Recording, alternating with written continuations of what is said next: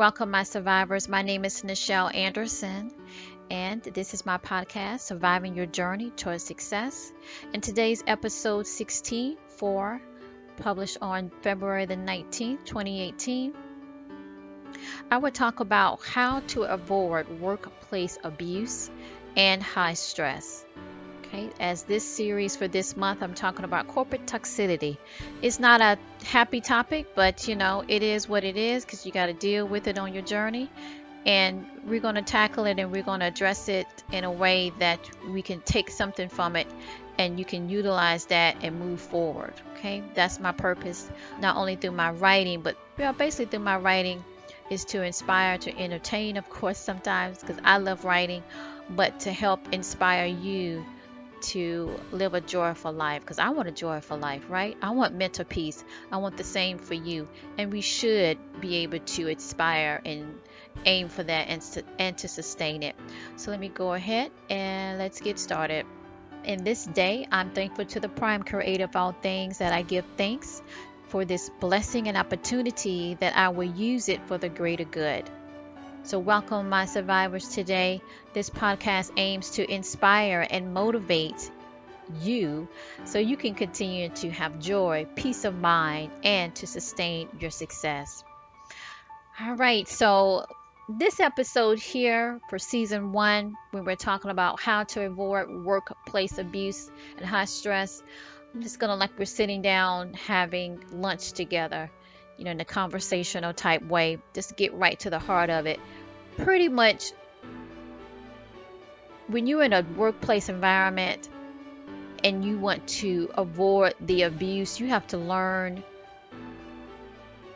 to use speech in a way that it encourages the conversation to move to a non-threatening way, a non-threatening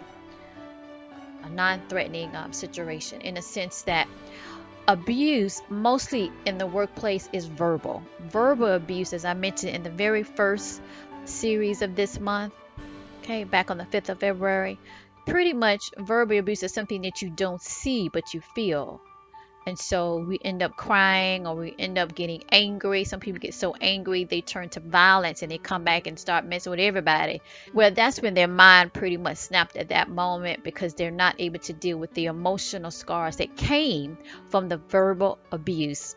So this topic, or this series I should say, for this month of corporate toxicity, bullying, and abuse is very important. And at the time when I decided to do it, I kept seeing articles about it, or maybe I saw some type of broadcasting about it. So that kind of spoke to me that I need to focus on that.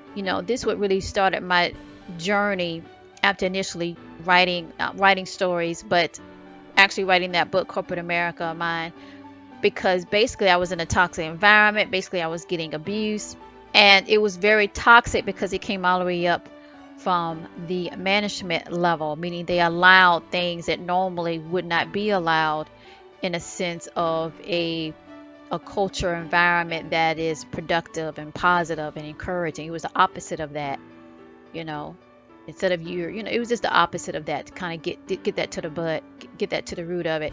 So pretty much, how to avoid workplace abuse, you have to learn to know what to say, when to say it, and how to say it. So especially to those that you identify that every time you turn around, they're always in the middle of it. Or every time, you turn around, someone's coming and telling you that so-and-so, instigated. Basically, they might not say that word, but that's basically where you're getting from. So you have to learn to avoid those situations. Sometimes you can't, because you're tied and you're connected in the sense you're on the same team, or maybe that's your manager. That's when you have to document everything, because as I said last week, over time your mind, you cannot stay in a toxic environment for a long time. Okay, but all of us just can't get up and leave and go to this job and that job, plus it doesn't look good on your resume. So that's why I like to kind of consult with people, at least have a conversation, in a sense that we're just trying to talk it out to find out who are the plays and what are your options. So how can you avoid workplace abuse? Pretty much, once you identify that that's what's going on, you have to get in a position that not only you're documenting everything, but you got to remember the last triggers. what do I mean by triggers is what usually trigger that particular person to react in a way that is abusive, that is threatening. Now, I have been around people that are just toxic. No matter what you do, everything triggers them. How can you survive in that environment? Pretty much just like walking on eggshells, and you just have to document everything that you're supposed to do. And another good trick, I'm just going to give it to you because I want to help get you to your mental peace, is that you have to flip it. You have to flip it in a way that you're asking them the question, that you're verifying what they intended to say, even though they didn't say it, but they're blaming you. You got to be able to do that. And you got to go to where I mentioned in my book, which is basically the first chapter. I think last week I was talking about the interpersonal skills. Actually, that's part of the middle of the chapter. But number one is your attitude, is that you have to do it where you are calm. Of course you're not calm. Of course you want to scream. You have a right to be. You're being abused, right? But you have to say it in a way that you are productive. So you always focus on the facts. You always focus on what's important. And you always bring it back to them, back to that person. Sometimes it's more than one, which is even worse. Okay, I've been through that too. But you got to be able to do that. And then you have to later on when you're home, which is hard because you spend most of the weekday in that toxicity. It takes a while for your mind to process that. And then our heart, as I mentioned before, is born to love. Not saying you love that, but it's like it's trying to understand why it is being attacked. And I always talk about the mind and the heart and the heart and the mind. And the reason why I say that is because it is important, because we are humans. And I guess this whole month I've been saying that word, but it's true. I like to get to the root of things and explain things so you can be able to take that knowledge or that wisdom and then you add to it in your own situation, and you can be able to make your choices based on the knowledge that you have, right? Because you can do it, you can achieve, you can get out of that. It's not forever, but it's those moments of seasons that you're stuck.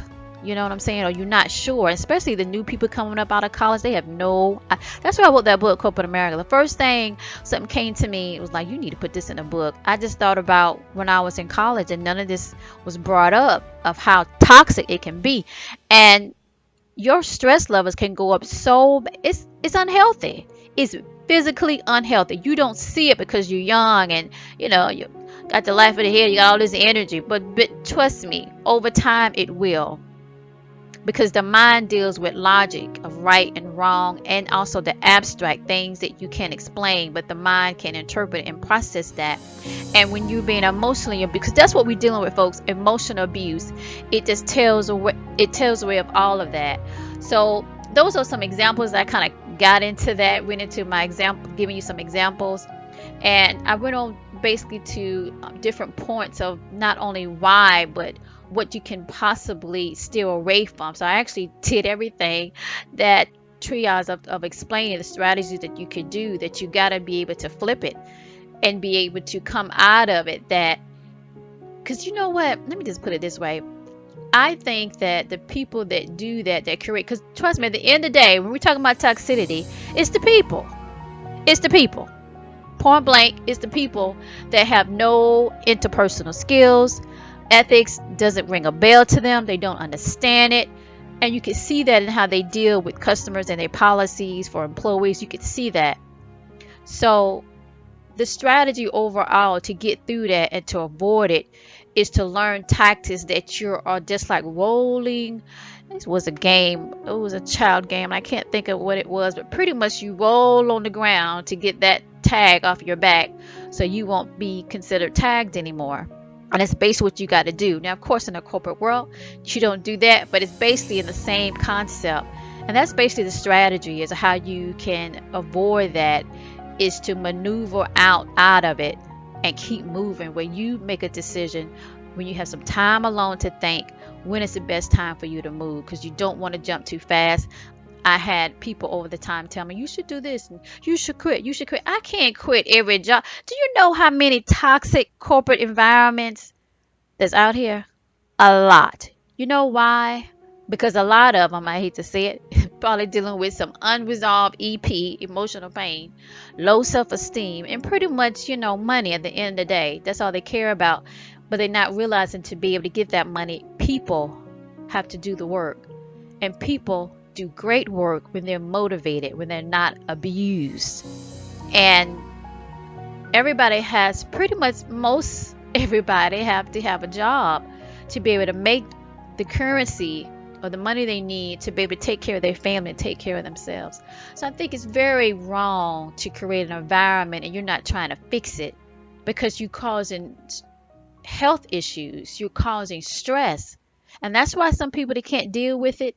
Think about this now, and I do teach about people that's been following me, emotional pain and how it comes at a certain time. When you in a toxic environment and you're not trying using the strategy to avoid it, to get out of it as much as you possibly can, it feeds on emotional pain back in the day, back when you were younger, when you was a child, whatever incident that happened that time period. It feeds on that. It feeds on that. And so you're now in a double pressure cooker, right? You in a steam room now.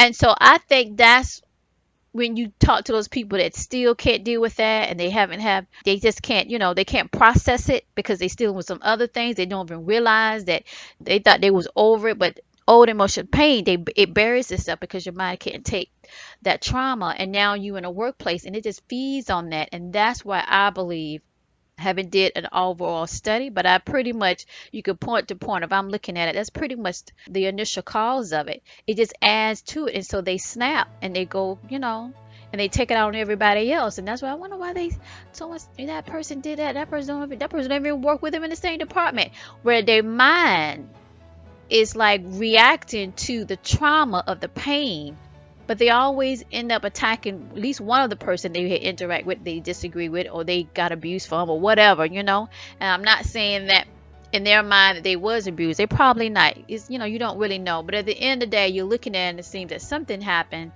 Somebody got their feelings hurt. Somebody, something happened.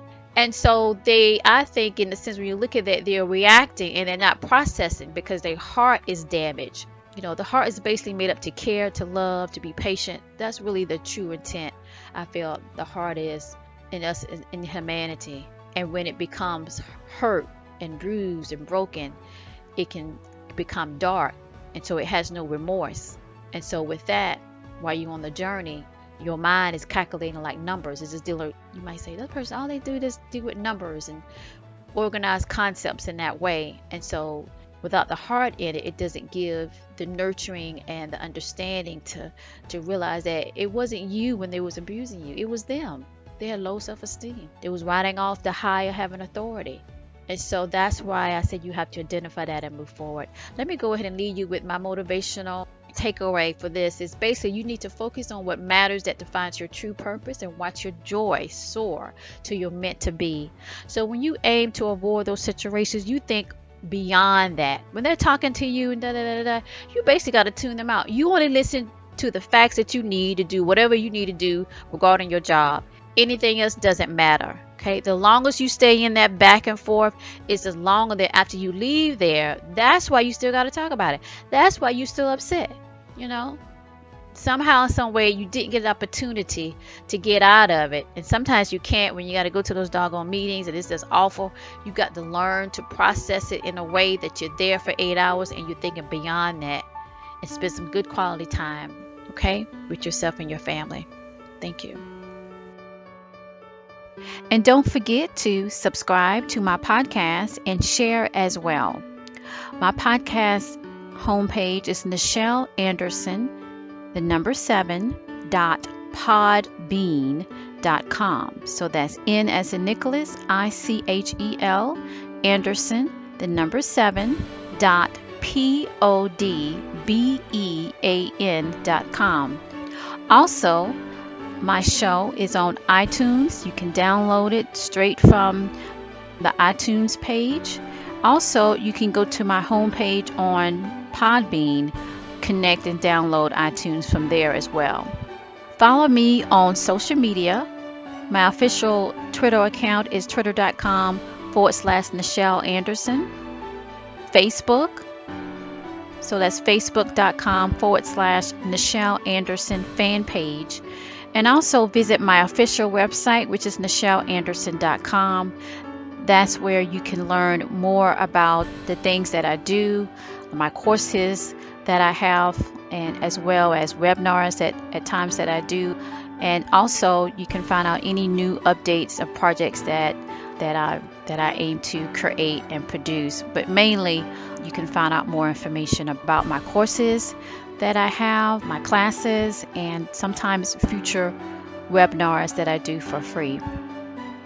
This show notes will be provided for you that will list any information to read up on when you are able to do so, and any website links if mentioned in this broadcast. You can as well purchase my Corporate America Surviving Your Journey Choice Success book on Amazon, as well as my other book, Mitzrayim, a memoir. It is also available on Amazon.com, as well as any other book retailer that you prefer. All right, just to recap, some information on my podcast show, Surviving Your Journey, Choice Success. Regular new broadcasts are Mondays by 10 a.m. Eastern Standard Time. Okay. Guest interviews are pre-announced as soon as confirmed. Now, if you want to be a guest speaker on my show that listeners can gain insight, be motivated, and encouraged about your message or product or service that you have that can benefit others, please complete a guest speaker application form. You can locate that on my Podbean homepage that houses my audio podcast. Okay, so that's NichelAnderson7.podbean.com. Also, if you go to my official website, NichelAnderson.com, and click on podcast, you will see at the top menu to the right, if you own a PC, if you're on a PC or a Mac. If you're on a mobile phone, then of course you have to kind of maneuver a different way to see that menu, but you will see podcast show, and then that way you can see that link that will take you to complete the guest speaker application form. And I do get that and look that over. To get a response back that you are approved can take around about 48 to 72 hours, maybe longer depending on when you have submitted it, like on the weekend.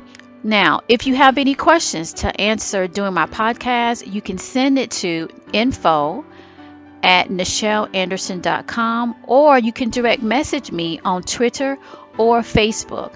Now, I'm also on Skype. Okay, so my Skype ID is Nichel.Anderson.